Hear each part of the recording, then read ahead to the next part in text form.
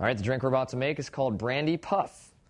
Go ahead and put some ice in a glass and measure out 2 ounces of brandy.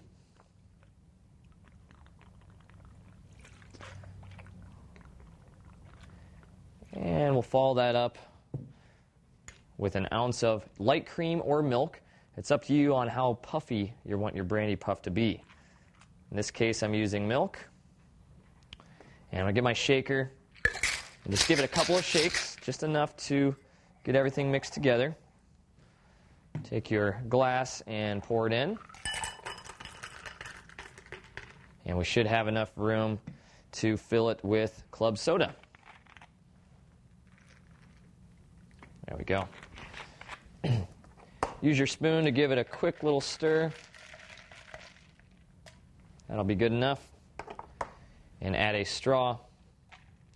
And that is a Brandy Puff. Bottoms up.